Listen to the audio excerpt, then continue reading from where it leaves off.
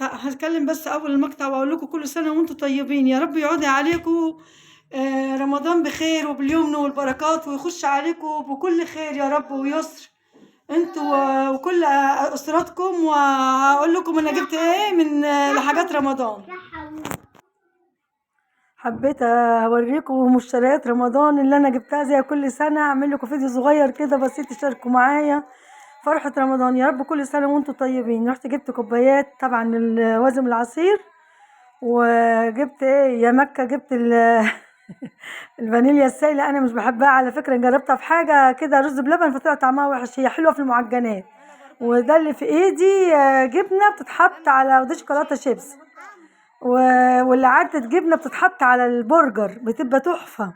ودي كوبايات مجات شاي، ودي اطباق للشوربه جميله كده. والله عندي اطباق كتيره جدا وعندي مجات، بس انا بحب كده اشتري الحاجه كده كل ما الاقي حاجه كده بشتريها. ودي طبق ب40 جنيه جميل جدا برضو، تحطوا فيه محشي فراخ رز، يعني عجبني برضو.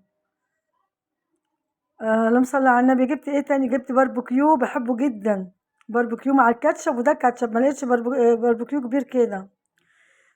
بحب الباربيكيو مع الكاتشب في المشويات في الكفته تحفه لو تديني بيه. وده ايه؟ ده جوز هند، خلي بالكم، ربع كيلو جوز الهند وربع كيلو اسمه ايه يا بت، اسمه ايه، الزبيب اللي كنا بنشتريه ب25، النص كيلو ده ب100 جنيه. وده كاكاو اسباني خام، وده كريم شانتيه بالكاكاو، انا اول مره اشوفه وعجبني جدا. كريم شانتيه بالكاكاو، بدل ما تحطي يعني ايه، لو عايزه كريم شانتيه بالكاكاو بدل ما تحطي معلقه كاكاو ده جاهز، وده كريم شانتيه ابيض. كل حاجه تمن تمن يا جماعه، نمشي الدنيا ونمشي الحال. تعالى تعالى بفانوسك انت يعني خرب الدنيا وانا بصور الفانوس بتاعه. اطلع بره يلا عند ماما حوشي. داير داير بفانوسه. وجبت سميد بسبوسه،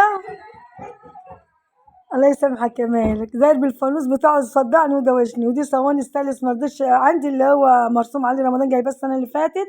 الصواني الستانلس عمليه وجميله، الصينيه ب75 جنيه جميله. جبت ايه تاني؟ ما شاء الله يعني جبت الحاجات دي، وحبيت اقول لكم كل سنه وانتم طيبين، وشكرا للناس اللي في ظهرنا. تعالى يا مالك تعالى، طب في الفانوس يا مالك. شكرا لكل الناس الجميله اللي في حياتنا اللي وقفت جنبينا. شكرا يا برنس، شكرا للاستاذ عماد السايس انت والناس اللي معاك الطيبين الجمال. شكرا لكل حد واقف في ظهرنا في القناه، مليون شكر ليكم.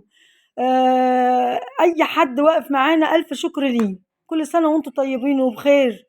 وده طبعا كنت انا لسه البلح، وجبت 2 كيلو بلح، ولسه اجيب اللي هو البلح الطري ده، البلح الناشف اللي بيتبل في الحليب.